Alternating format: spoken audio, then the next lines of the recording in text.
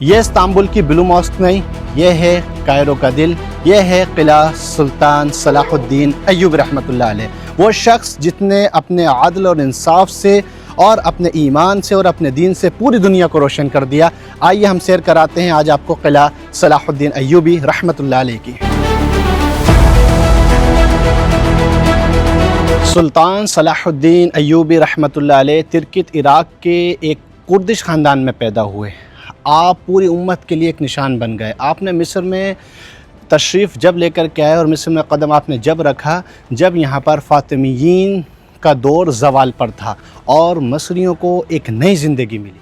11वीं सेंचुरी में सुल्तान ने फ़ैसला किया कि काहिरा को एक ऐसे किले की ज़रूरत है जो पूरे काहिरा शहर की हिफाजत कर सके। उनका मकसद या उनका फोकस सिर्फ जंग नहीं था, उनका विज़न था कि लोगों की अमानत की हिफाजत भी हो सके। सुल्तान सलाहुद्दीन अय्यूबी रहमतुल्लाह अलैह का एक मकसद ये था कि जो यहाँ की पहली कैपिटल थी जो अमर बिन आस रज़ी अल्लाह अन्हु ने बनाई थी फुस्तात, उसको काहिरा से मिला दिया जाए और इसके बीच में एक 20 किलोमीटर लंबी दीवार जो है वो बनाई जाए ताकि दोनों शहरों को एक किया जा सके। लेकिन सुल्तान की ज़िंदगी में ये उनका सपना, इनका ख्वाब पूरा ना हो सका। लेकिन आज भी कुछ इलाकों पर उस दीवार के निशानात और वो दीवार बाकी हैं। ये जो पहाड़ी है इसका नाम है मुक़त्तम। इसी पहाड़ी के ऊपर इसके सबसे ऊंचे हिस्से पर इस किले को बनाया गया था ताकि पूरे शहर पर जो है एक साथ नज़र रखी जा सके। अब क्योंकि मुक़त्तम के बीच में जो है रोड बना दिया गया है जिसे सले सालिम कहते हैं, वरना वहाँ से लेकर के और यहाँ तक ये पूरा हिस्सा इस पहाड़ी का हिस्सा था और ये पूरा मुक़त्तम पहाड़ था। अब आपको लेकर के चलते हैं ममलूक दौर की जेल के अंदर जो किला सलाहुद्दीन अय्यूबी के अंदर आज भी मौजूद है। आए मेरे साथ। ये देखें सिजनुल क़ला। यहाँ से देखें कि कितना मज़बूत दरवाज़ा बनाया गया है और यहाँ से जो है इस जगह से खोल करके खाना दिया जाता था और ये देखने के लिए होता था। सिर्फ इसके अंदर झांक करके देखते हैं,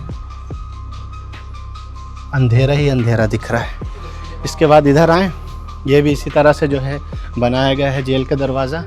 उसके बाद ये भी ऐसी ही है। अब इसके बाद मैं आपको दिखाता हूँ कि ये देखें ये दरवाज़ा कैसा है कि इसका ताला कितनी दूर लगाया गया है। यानी अगर कैदी के पास चाबी चली भी जाए तो वो यहाँ से हाथ डाल के इस ताले को नहीं खोल सकता। कितना दिमाग लगाया गया। और अंदर देखें कि वो पुतला जो है बनाया भी गया है और उसकी पैर के अंदर जंजीर डाली गई है और पत्थर से बांधी गई है ताकि वो भागे ना। यहाँ वो चैम्बर है जहाँ कैदियों को सज़ा दी जाती थी, कोड़े मारे जाते थे, जिसको पुतले के ज़रिए यहाँ पर आज दिखाया भी गया है।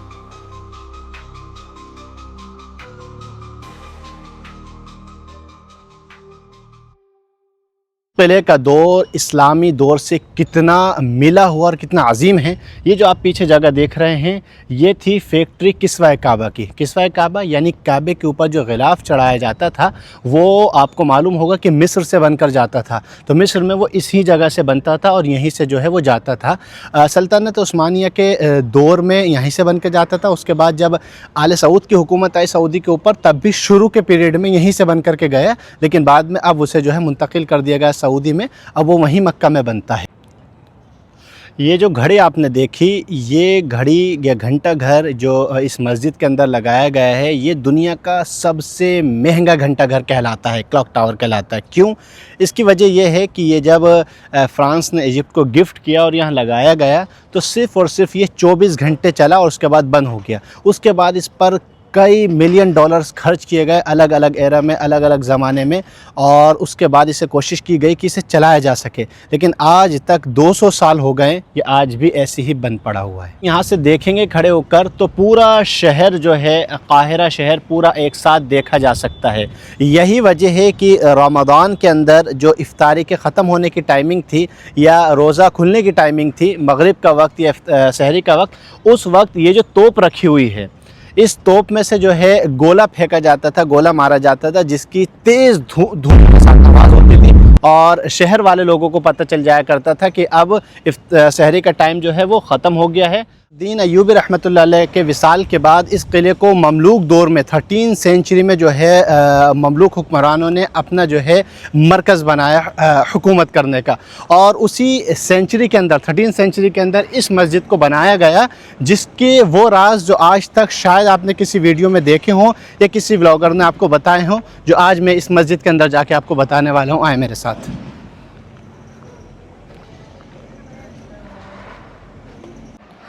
700 साल पुरानी ये मस्जिद जो अल-नासिर मोहम्मद क़लालून ने बनवाई थी। इस मस्जिद की ख़ासियत ये है कि ये मस्जिद अव्वलन तो बनाई गई है मस्जिद नबवी की शक्ल में। आज की मस्जिद नबवी नहीं, जो मस्जिद नबवी शुरू में बनाई गई थी उसका जो पुराना आप सहन देखेंगे वो इसी तरह है। अब ये पिलर आप देखें, ये उस रेड ग्रेनाइट से बनाए गए हैं जिससे पिरामिड भी बना हुआ है, फ़िरौन की मूर्तियाँ भी बनाई जाती थी। ये पाए जाते हैं अक्सर के इलाके में, अक्सर या अस्वान के इलाके में।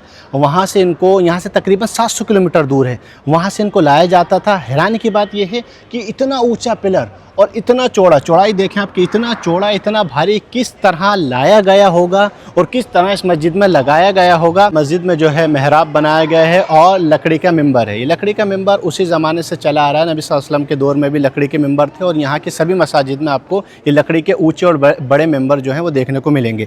अब बात करें इस मस्जिद की, तो ये सुल्तान मोहम्मद क़लालून ने जो है यहाँ की काहिरा की जामे मस्जिद के तौर पर बनाई गई थी। यहीं पर सुल्तानों की, आने वाले सुल्तानों की ताजपोशी होती थी और इसी जगह से जो है ईद की और जुमे की नमाज़ें जो हैं वो अदा की जाती थी, क्योंकि उस वक्त में इमाम और सुल्तान अलग नहीं होते थे। जो सुल्तान होता था वही जुमे का इमाम और ख़तीब होता था। आवाम को जो है ख़िताबत भी करते थे, आवाम को वाज़ो नसीहत भी करते थे और इसी जगह से नमाज़ पढ़ने के बाद अपनी हुकूमत की तरफ आगे बढ़ते थे। अब अगर इस सहन की मैं बात करूं तो इस मस्जिद के सहन की एक ख़ुसूसियत ये भी है कि इस मस्जिद के नीचे जो हिस्सा है वहाँ पर ऐसे रोशनदान बनाए गए हैं, ऐसे होल्स बनाए गए हैं जहाँ से ठंडी हवा आती है, जिसकी वजह से ये ज़मीन बिल्कुल ठंडी रहती है। अभी भी ये ज़मीन इतनी ठंडी है, लेकिन उस वक्त में जब इतना जो है ग्लोबल वार्मिंग नहीं हुई थी, उस वक्त जो है मौसम कैसा होगा और उस वक्त यहाँ नमाज़ पढ़ने का जो मज़ा है वो कुछ और ही होगा। देखें, जिसकी मैं बात बता रहा था आपको, ये वो चैम्बर का जो हॉल है ये पूरे मस्जिद के चारों तरफ बनाए गए हैं। तो यहाँ से ठंडी हवा दाखिल की जाती थी ताकि मस्जिद का जो फ़र्श है वो ठंडा रहे। आप कह सकते हैं कि उस ज़माने का ये एक ऐसी सिस्टम था। पहला सुल्तान सलाहुद्दीन अय्यूबी रहमतुल्लाह अलैह का एक हिडन जेम, एक ऐसी मस्जिद जो मिस्र के अंदर पहली मस्जिद है जो सल्तनत उस्मानिया के दौर में बनाई गई थी।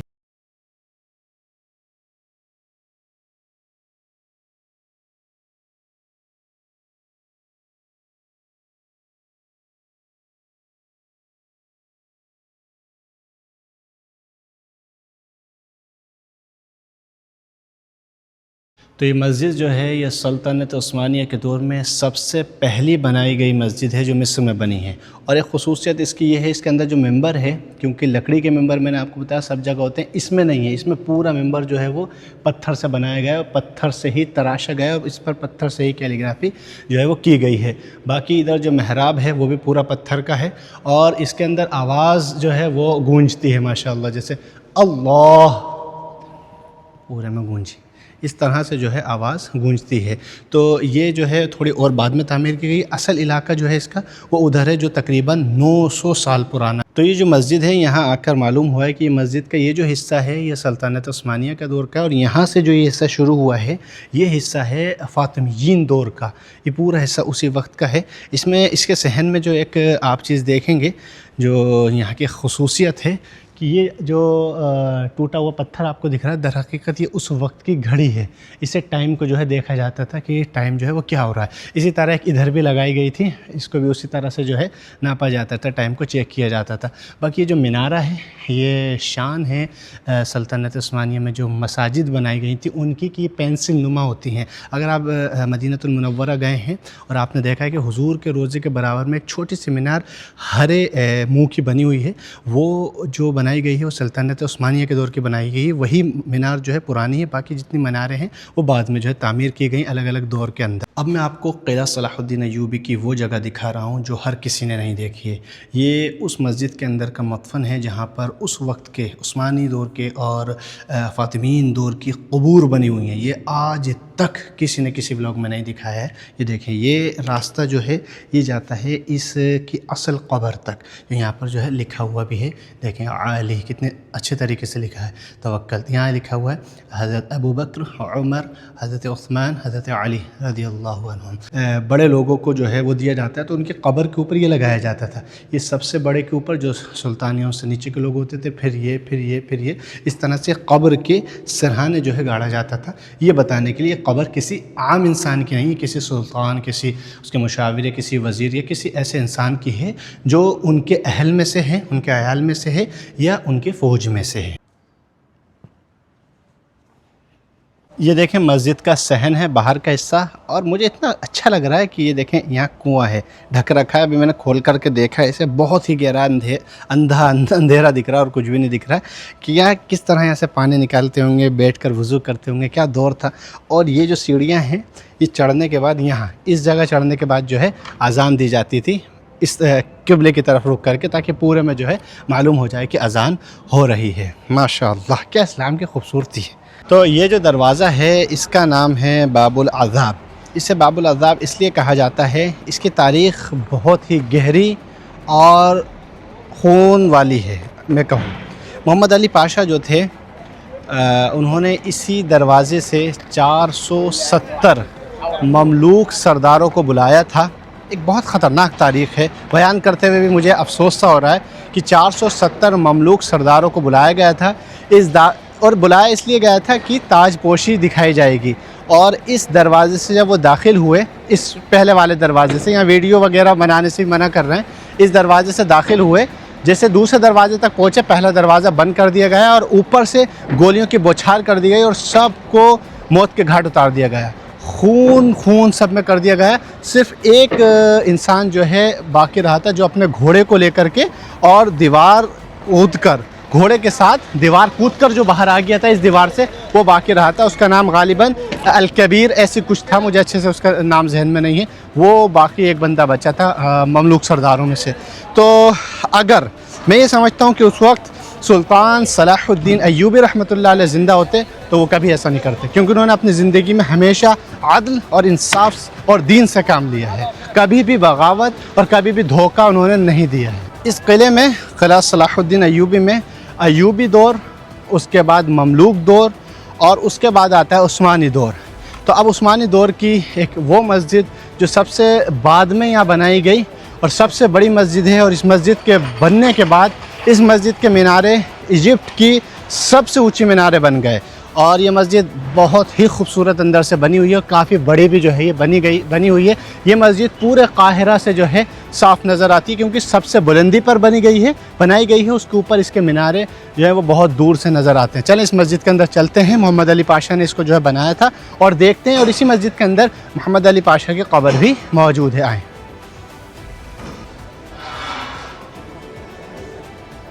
तो इस मस्जिद के सहन में हम आ गए हैं। ये सहन देखें, यहाँ पर आपको एक चीज़ देखने को मिलेगी। मिस्र के अंदर जो मसाजिद बनाई जाती हैं उनके अंदर जो वज़ू खाना होता है वो बिल्कुल बीच में इस तरह से बनाया जाता है। तीनों तरफ से जो है पानी आता है और आप जो है वज़ू कर सकते हैं। जैसे कि यहाँ पर जो है वैसे तो अभी ये बंद है, ये देखें यहाँ बैठने के बाद और यहाँ से जो है पानी आता है। चारों तरफ जो है इस तरह बैठकर वज़ू की जा सकती है।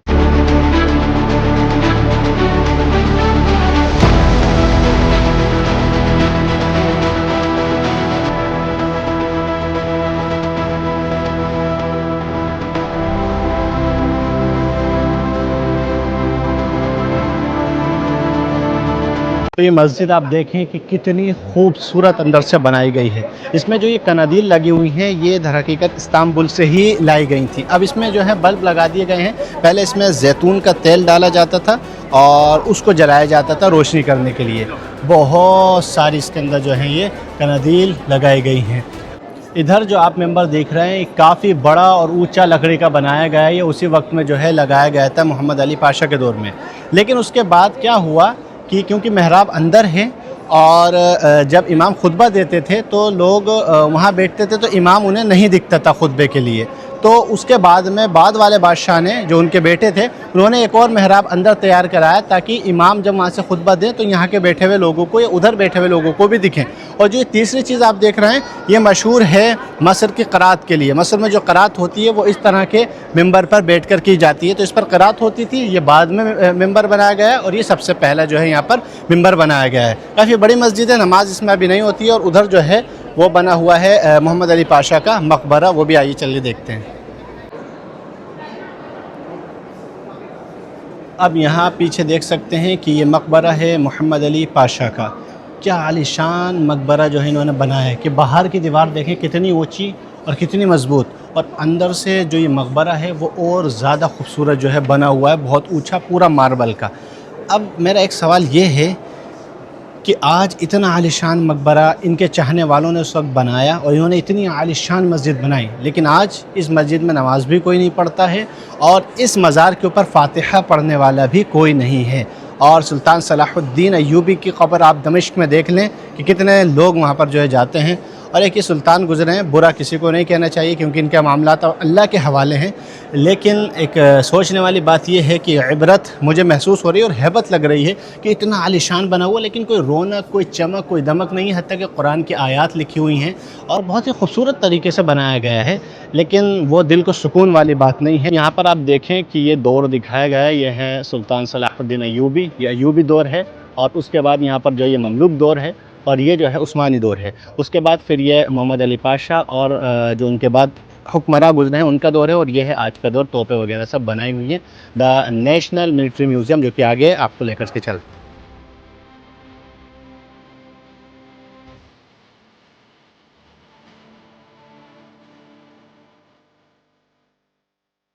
ये तमसील यानी मूर्तियाँ बनी हुई हैं, ये फ़िरऔन के दौर की हैं और ये अल-मुल्क तहमिस सालिस की है।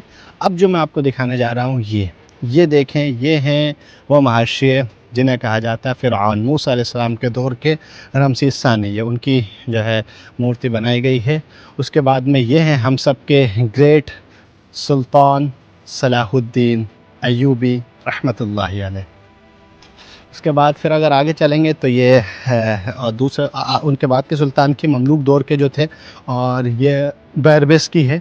और ये हैं मोहम्मद अली पाशा, ये इब्राहिम बादशाह, ये इस्माइल, और ये हैं अब्बास हलमी ثاني। अब पीछे जो है म्यूज़ियम है, मिलिट्री म्यूज़ियम, इसमें हम चलते हैं और देखते हैं कि अंदर क्या क्या मौजूद है।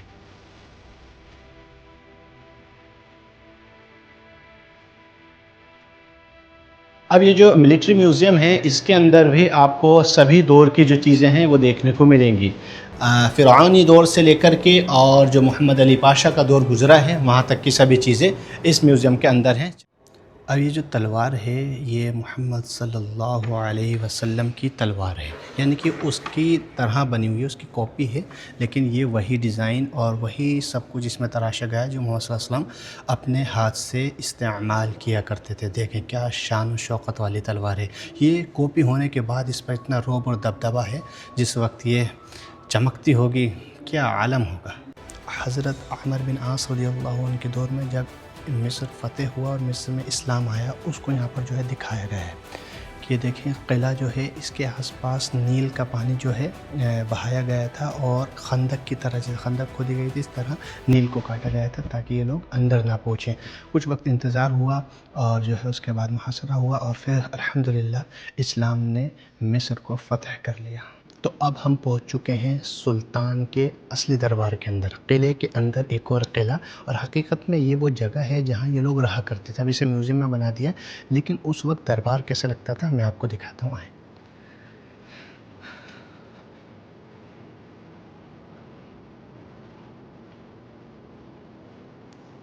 अब यहाँ वो मंज़र दिखाया गया है जब सुल्तान सलाहुद्दीन अय्यूबी ने बैतुल मुक़द्दस को फ़तह किया था।